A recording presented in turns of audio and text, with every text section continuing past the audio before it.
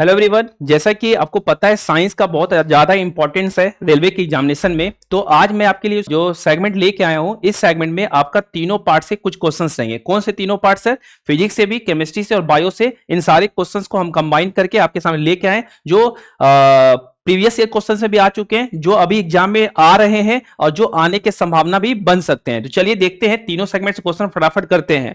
पहला क्वेश्चन आपके सामने स्क्रीन पे है, देखिए क्वेश्चन क्या है कि in which part of the body are islets of Langerhans found. Langerhans के द्वीप यानी island of islets of Langerhans कहां पाए जाते हैं? पहला है लीवर, यकृत, स्प्लीन, प्लीहा, पेंक्रिया, अग्नाशय या फिर पिट्यूटरी पीयूष ग्रंथि। देखिए बच्चों, आइसलेट्स ऑफ लैंगरहैंस या द्वीप बोल दीजिए, या इसी को हम लोग हैंस भी कह देते हैं। क्या कहते हैं? हैंस कह सकते हैं। आइसलेट्स ऑफ लैंगरहैंस देखिए कहां पाया जाता है? हमारे पास होता है एक पेनक्रिया। देखिए ये है आपके सामने पेनक्रिया, अग्नाशय। ये देख रहे हैं पेनक्रिया, ये अग्नाशय है। अग्नाशय दो की तरह काम करती है, ये दोनों की तरह। एक तो होता है एंडोक्राइन ग्लैंड, अंतःस्रावी ग्रंथि, और एक बही ग्रंथि। ये एक ऐसा ग्लैंड है जो दोनों की तरह काम करती है। कौन? अग्नाशय। अग्नाशय की अगर बात करेंगे, अग्नाशय का बात करेंगे, अग्नाशय मतलब पेनक्रिया का अगर बात कीजिएगा, पेनक्रियास का अगर बात कीजिएगा, तो पेनक्रिया बच्चों दोनों की तरह काम करता है। एंडोक्राइन ग्लैंड किसके तरह? एंडोक्राइन। और एक होता है किसके तरह? एक्सोक्राइन ग्लैंड की तरह। एंडोक्राइन मतलब अंतःस्रावी ग्रंथि। क्या है? अंतःस्रावी ग्रंथि हो गया, और दूसरा हो गया बही ग्रंथि। ध्यान से समझिएगा। देखिए क्यों दोनों की तरह काम करता है? क्योंकि एंडोक्राइन ग्लैंड में यह निकालता है इंसुलिन। क्या निकालता है? इंसुलिन निकालता है। इंसुलिन ब्लड में शुगर लेवल को कंट्रोल करता है। क्या होता है? इंसुलिन क्या करता है? ब्लड में शुगर लेवल को कंट्रोल करता है। ब्लड में शुगर के लेवल को क्या करता है? कंट्रोल करता है। ठीक है। और एक्सोक्राइन की तरह काम करता है, तो यह निकालता है एंजाइम जिसका नाम है पेनक्रिएटिक जूस। क्या नाम है? Pancreatic juice. पेनक्रिएटिक जूस जो खाना को क्या करता है? पचाता है। खाना को क्या करेगा? पचाने का काम करेगा, है ना। खाना को पचाता है, ठीक है, पचाता है। ठीक है, ध्यान रखिएगा। तो अब देखिए इसी में क्या होता है? सेल्स होता है, कोशिका। एक होता है कौन सा? अल्फा सेल, और एक होता है कौन सा? Beta cell. एक होता है अल्फा सेल और एक क्या होता है? इसका दो सेल होता है, यहां लिख देता हूं। इसमें दो सेल्स होते हैं, एक का नाम है बच्चों अल्फा सेल और एक का नाम है बीटा सेल। ठीक है, ध्यान रखिएगा। एक चीज और ध्यान रखिएगा, इंसुलिन का खोज अगर पूछेगा तो बोलिएगा फ्रेडरिक जी बेंटिंग। कौन होगा? फ्रेडरिक जी बेंटिंग साहब ने इसकी खोज किए थे। तो क्वेश्चन क्या हो जाएगा? क्वेश्चन हो जाएगा, आंसर इसका क्या हो जाएगा? पेनक्रिया, अग्नाशय। ठीक है, ध्यान रखिएगा। बहुत इंपॉर्टेंट ग्लैंड है जो हमारे बॉडी में पाया जाता है, जो कि हमारे ब्लड में शुगर लेवल को कंट्रोल करता है। ऐसे भी इंडिया जो डायबिटिक हब भी बनता जा रहा है। ठीक है, चलिए अगला देखिए। अगला क्वेश्चन देखिए, Which part of the saffron plant is used to obtain the spice saffron? कह रहा है बच्चों केसर मसाला प्राप्त करने के लिए पौधे के किस भाग का उपयोग किया जाता है? पहला है सेपल, एंथर, स्टिग्मा, पेटल्स, है ना, बाह्यदल, परागकोश, वर्तिका, वर्तिका या फिर पंखुड़ी। देखिए ध्यान से, केसर बहुत महंगा मिलता है। अच्छा केसर 4 लाख रुपया केजी तक भी मिल सकता है। अब देखिए केसर में क्या होता है, क्यों महंगा मिलता है सर? क्योंकि इसका एरिया ज्यादा लगता है। एरिया ज्यादा, प्रोडक्शन कम होता है। उत्पादन क्या होगा? कम होगा। एरिया ज्यादा, प्रोडक्शन कम। देखिए केसर बच्चों देख रहे हैं, यहां केसर, यहां केसर, यहां केसर, ये केसर, ये सब क्या है? केसर का ही है ना। इसको लेते हैं, सुखाते हैं, सुखा के फिर बेचते हैं। हमारे इंडिया में चलता है बच्चों कि केसर वाला दूध अगर गर्भवती महिला पिएगी तो गोरा बच्चा होगा, ऐसा कहते हैं। साइंस पुष्टि नहीं करता है, ऐसा लिंक कहते हैं लोग, नहीं। तो ये जो केसर है, केसर का एकमात्र राज्य है बच्चों जम्मू एंड कश्मीर। कौन है? जम्मू एंड कश्मीर जो इसका उत्पादन करता है। चलिए इधर लिख देते हैं। तो क्या होगा बच्चों? इसका आंसर होगा स्टिग्मा या स्टाइल होगा। और केवल इसका प्रोडक्शन कौन करता है? प्रोडक्शन करता है बच्चों कौन? जम्मू एंड कश्मीर, JNK ही केवल इसका उत्पादन करता है, जिसका नाम है बच्चों क्या? स्टिग्मा और स्टाइल वर्तिका से होता है। डुप्लीकेट से भी सावधान रहना है बच्चों, डुप्लीकेट में भी सावधान रहना है। डुप्लीकेट में इसको चुकंदर को घस के सुखा के भी इसके तरह बेच देता है, नहीं। चलिए अगला क्वेश्चन देखिए। अगला क्वेश्चन आपके सामने है, which of the following connect bone to bone? निम्नलिखित में से कौन हड्डी को हड्डी से जोड़ती है? देखिए हड्डी को हड्डी से जोड़ने का काम कैसे कौन करेगा? जैसे बच्चों ये हमारा बोन है, दूसरा बोन है, बोन टू बोन जो कनेक्ट करते हैं उसका नाम होता है लिगामेंट्स। क्या होता है? लिगामेंट्स होता है। कहां है लिगामेंट्स? ये है लिगामेंट। दूसरा बच्चों एक भी और ध्यान रखिएगा कि अगर पूछेगा आपसे कि हड्डी को मांस से कौन जोड़ती है, अगर क्वेश्चन पूछ देगा कि हड्डी को मांस से, मतलब मसल टू बोन कौन जोड़ता है, मसल को बोन से कौन जोड़ता है, हड्डी को मांस से कौन जोड़ता है, तो वो बोलेंगे टेंडन, कंडरा। क्या कहते हैं इसी को? हम लोग कंडरा कहते हैं, यानी या फिर इसी को कहते हैं टेंडन। क्या कहते हैं? टेंडन। जैसे जो लोग नॉनवेज खाते होंगे, देखे होंगे, चिकन का लेग पीस मान लिए खा रहे हैं, हड्डी है, हड्डी के ऊपर मांस चढ़ा रहता है, देखें खींचना पड़ता है। क्यों खींचना पड़ता है? क्योंकि इसी के बीच में होता है क्या? टेंडन, जो कि मांस को हड्डी से क्या करता है? जोड़ता है। थोड़ा क्विक करें क्वेश्चन, ज्यादा क्वेश्चन आपको कम टाइम में हम दे सके, आपका टाइम बर्बाद नहीं हो, क्योंकि जाम है, क्विक रिवीजन करेंगे, ठीक है। थ्योरी क्लास में बहुत जम के पढ़ाते हैं सब हम लोग, है ना। अगला क्वेश्चन देखिए, क्वेश्चन नंबर 4। क्वेश्चन नंबर चौथा कह रहा है कि which of the following is a true fish, निम्नलिखित में से कौन सी एक सत्य मीन यानी ट्रू फिश है? Jellyfish, starfish, silverfish, seahorse. Jellyfish, starfish, silverfish या समुद्री घोड़ा। जेली फिश को कभी देखे होंगे आप लोग, तो जेली फिश ऐसा दिखता है ना, ऐसा ऐसा रहेगा। अगर स्टार फिश को देखिएगा आप लोग, है ना, स्टार फिश स्टार की तरह रहता है ना, स्टार फिश इस टाइप का रहेगा। और सिल्वर फिश बच्चों कीड़ा है, क्या है? इंसेक्ट है ना, इंसेक्ट है। सी हॉर्स, समुद्री घोड़ा जो है बच्चों, यही एक ट्रू फिश है इस ऑप्शन में। ये है बच्चों सी हॉर्स, इसी को बोलते हैं समुद्री घोड़ा, जिसे हम लोग कहते हैं क्या? सी हॉर्स कहते हैं। क्लियर। अगला देखिए, which nitrogenous base is present in DNA but absence in RNA. DNA में कौन सा नाइट्रोजन क्षार मौजूद होते हैं लेकिन आरएनए में नहीं होता है? पहली बात बच्चों, आरएनए और दूसरा होता है डीएनए। एक होता है डीएनए और एक होता है बच्चों हमारे पास कौन? आरएनए। डीएनए को बोलते हैं डीऑक्सी राइबो न्यूक्लिक एसिड कहते हैं। क्लियर। और आरएनए को बोलते हैं बच्चों राइबो न्यूक्लिक एसिड। क्या कहते हैं? राइबो न्यूक्लिक एसिड कहते हैं। ठीक है।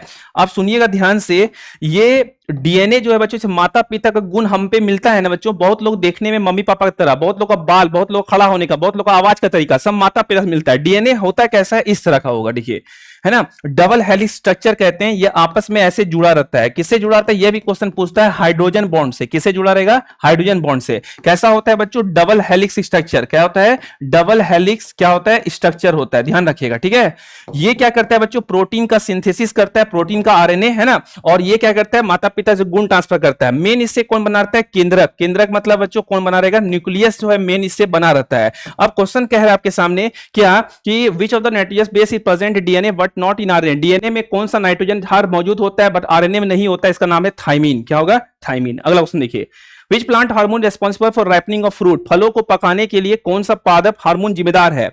देखिए, अगर हम बात करें बच्चों प्लांट हार्मोन का, प्लांट में मेनली 3 हार्मोन होते हैं। शॉर्टकट में बता देते हैं, प्लांट में क्या होता है, पादप में हार्मोन 3 तरह के होते हैं, 3 टाइप्स के होते हैं। 3 टाइप में बच्चों एक होता है पहला जो ग्रोथ करेगा, वृद्धि करेगा, ठीक है, ग्रोथ करेगा। दूसरा होता है जो ग्रोथ को रोकता है, क्या करेगा? रोकता है, मतलब डोरमेंट। और तीसरा होता है बच्चों दोनों करेगा, ग्रोथ भी करेगा और रोकेगा भी, है ना।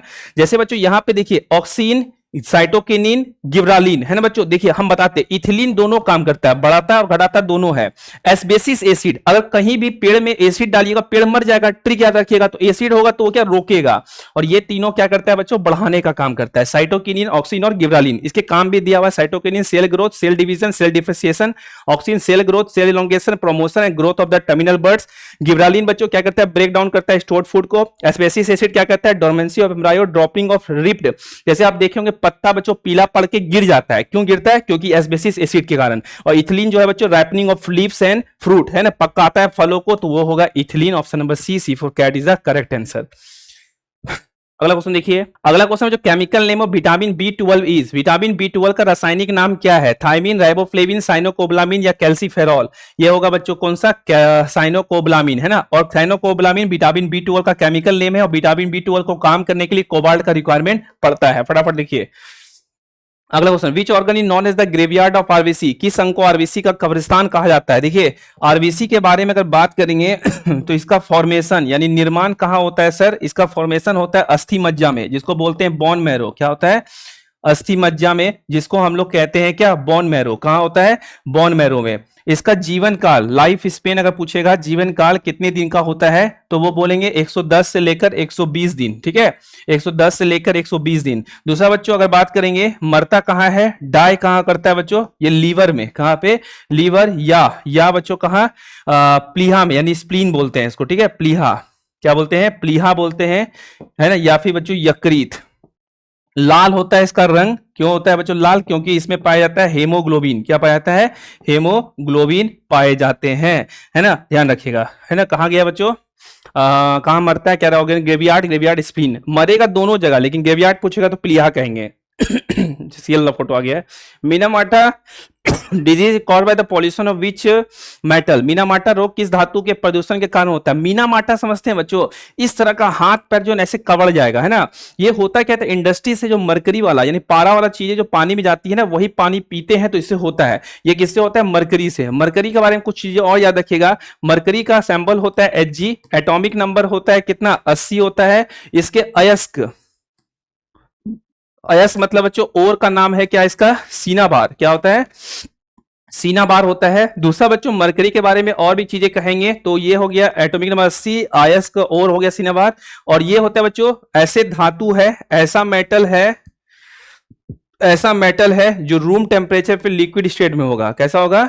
रूम टेम्परेचर पे कैसा होगा? लिक्विड स्टेट में, ध्यान रखिएगा, ठीक है। इसी का उल्टा होता है अधातु रूम टेम्परेचर तो ब्रोमीन हो जाएगा। अगला क्वेश्चन देखिए, ये है मीनामाटा डिजीज बच्चों, देखें कवड़ जाता है इस टाइप से, उंगली सब है ना, ऐसा हो जाता है। Which is the main constituent of kidney stone, गुर्दे की पथरी का मुख्य कार्य क्या है? देखिए गुर्दे की पथरी बात करेंगे तो किडनी हमारा ऐसा होता है, ठीक है बच्चों, यहाँ पे ऐसा होता है हमारे पास क्या, तो ये है बच्चों हमारा क्या, यहीं पे होता है नेफ्रॉन। क्या होता है बच्चों? नेफ्रॉन होता है। यहाँ पे क्या होता है? नेफ्रॉन। नेफ्रॉन क्या basic function unit of kidney है, क्या है? नेफ्रॉन, है ना। उसके बाद बच्चों ये है हमारा क्या? किडनी। ये है हमारे पास बच्चों यूरेटर। यूरेटर को बोलते हैं मूत्रवाहिनी। क्या बोलते हैं?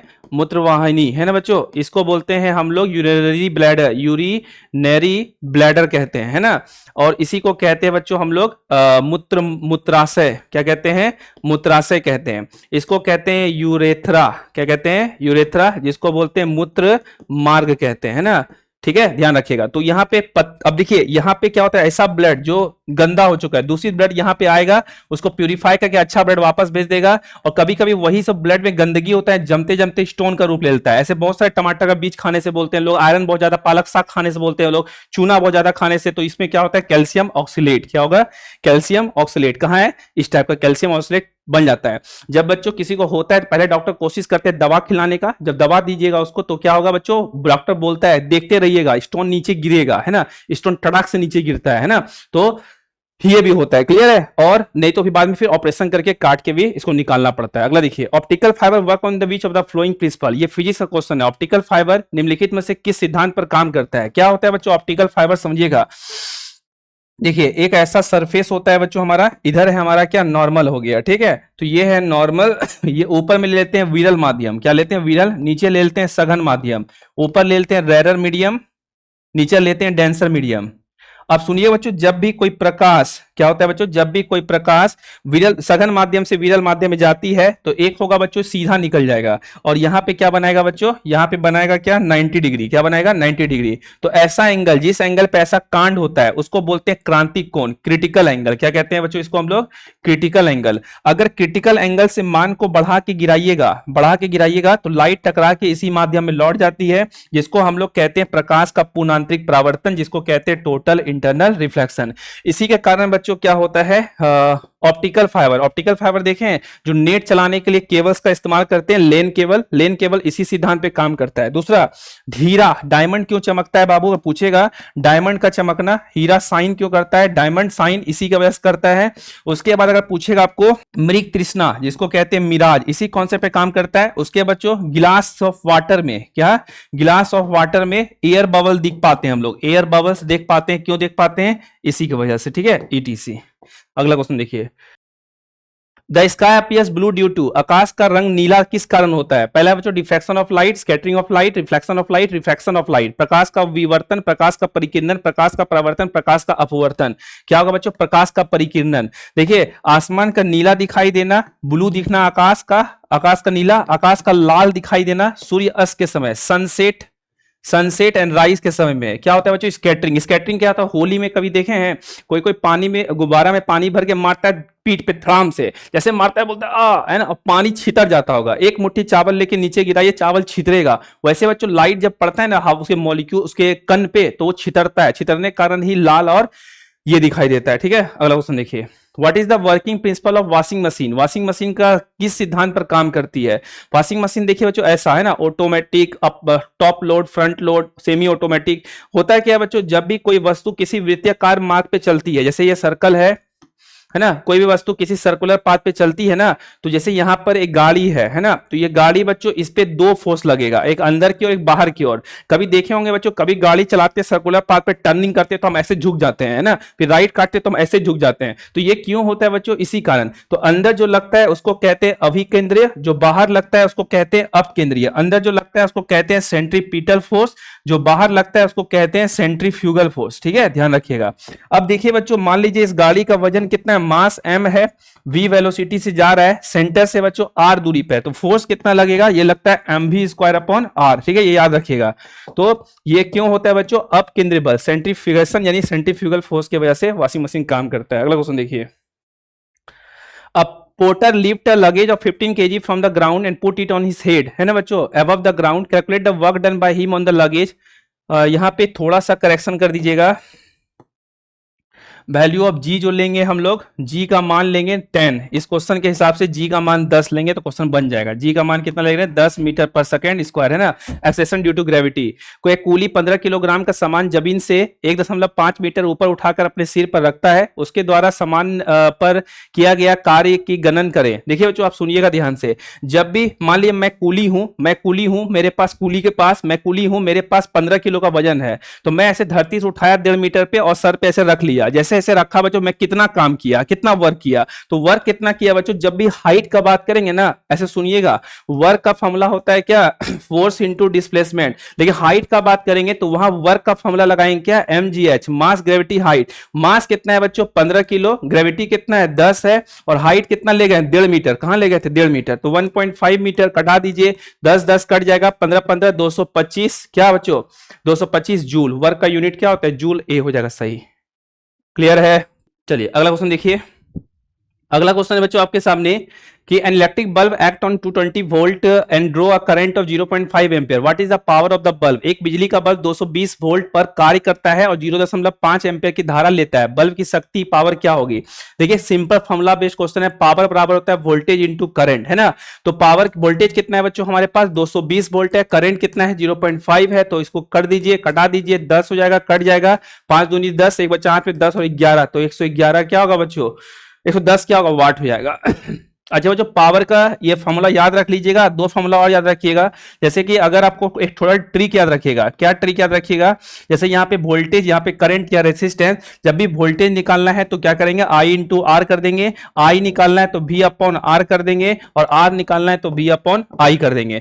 यहीं से बच्चों एक फॉर्मूला और लगा सकते हैं। देखिए ध्यान से, हम सिखाते हैं फॉर्मूला, पूछता है कभी कभी एग्जाम में। जैसे power equal to V into I है ना, वी के जगह पे आई आर लगा दीजिए, तो आई आर इंटू आई, तो एक और फॉर्मूला आ जाएगा आई स्क्वायर आर।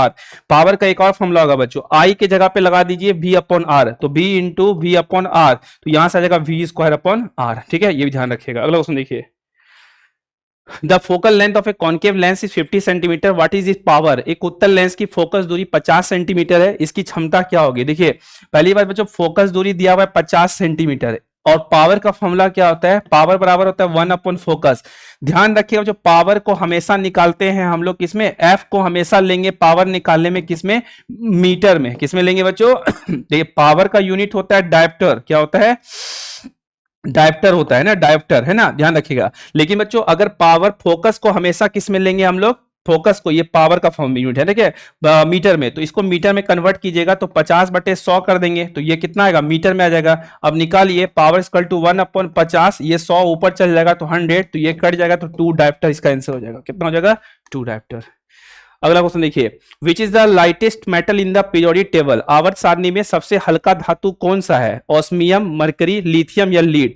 सबसे हल्का धातु का बात करेंगे तो वो है लिथियम। लिथियम का एटॉमिक नंबर कितना होता है बच्चों? 3। यही पे पूछेगा सबसे भारी बच्चों, तो भारी कौन होता है? ऑस्मियम। कौन होता है? ऑस्मियम। एटॉमिक नंबर कितना होता है? 76। देख लीजिए बच्चों एक बार, लिथियम, लिथियम कहाँ है आपका? यहाँ है ना। वो देखिए ग्रुप 1 पीरियड 2 में 1 2 3 4 5 6 और 7, और 1 और 2 को बोलते हैं एस ब्लॉक। क्या कहते हैं? S block. अब देखिए बच्चों ध्यान से, ऑस्मियम कहाँ है? ऑस्मियम यहाँ है 76। ग्रुप, ये ग्रुप हो गया 8 और पीरियड हो जाएगा 6, है ना। तो ये भी देखिएगा, ये एस हो गया, ये हो गया बच्चों हमारा पी ब्लॉक, यहाँ हो गया बच्चों डी ब्लॉक, और नीचे होता है लेंथेनाइट एक्टिनाइट को एफ ब्लॉक। तो आपको ध्यान रखना, इसमें कुछ एक्सेप्शन भी, जैसे क्रोमियम नहीं होता है, पढ़ाएंगे पीरियड टेबल तो बताएंगे, ठीक है, याद रखिएगा। लिथियम है, सैंबल होगा क्या बच्चों? Li।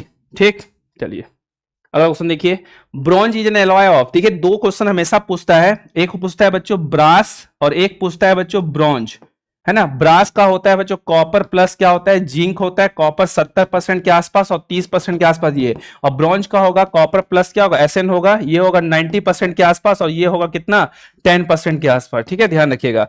अब क्वेश्चन बच्चों क्या है कि ब्रॉन्ज में क्या होता है, कॉपर प्लस टीन होगा। ठीक है, ब्रॉन्ज बच्चों पदक मिलता है, बहुत मजा आता है इसे, बो बो बो बो बो नहीं बोलते हैं। आज मेरे यार की शादी है तो ये भोपू जो बजता है बच्चों, ये सब किसके, ब्रॉन्ज, कांसा वगैरह से, पित्तल वगैरह से बना रहता है। नहीं, अगला, which is substance is used as a non stick cooking utensil. Non stick खाना पकाने के बर्तन में किसका उपयोग करते हैं। देखिए नॉन स्टिक कुछ किचन वेयर कैसा होता है, इस तरह का होता है नॉन स्टिक, है ना। ये ब्लैक ब्लैक दिख रहा है, सब नॉन स्टिक किचन वेयर है। नॉन स्टिक किचन वेयर कैसा होता है बच्चों, देखिए नॉन स्टिक किचन वेयर में टेफ्लॉन का कोटिंग होता है। किसका बच्चों, टेफ्लॉन का। पीवीसी पाइप होता है बच्चों, यूपीवीसी, सीपीवीसी। पॉलीस्टीरीन जो है, इससे अलग अलग चीजें। ग्रेफाइट तो पता है बच्चों कार्बन का अप्रूव है। ठीक, चलिए अगला क्वेश्चन देखिए बच्चों, which chemical use for artificial rain and cloud seeding. कृत्रिम वर्षा या क्लाउड सीडिंग के लिए किस रसायन का उपयोग किया जाता है। देखिए बच्चों अभी दिल्ली में क्या है, पॉल्यूशन बहुत ज्यादा बढ़ गया है, तो पॉल्यूशन को रोकने के लिए दिल्ली में क्या किया गया, क्लाउड सीडिंग कराया गया था। 3 से 4 करोड़ पे खर्चा हुआ लेकिन बारिश नहीं हुआ। क्यों, क्योंकि आर्द्रता यानी ह्यूमिडिटी कम था।